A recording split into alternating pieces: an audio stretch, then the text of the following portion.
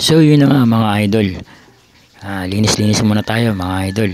Medyo kung makapapansin natin masikip yung mga daanan, pero bilang operator alam naman natin kayang-kaya natin to.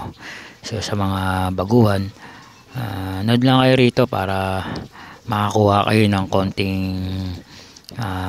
kaalaman, o para may malaman kayo kapag kayo napunta sa mga ganitong sitwasyon na alam kong magiging kayang-kaya nyo.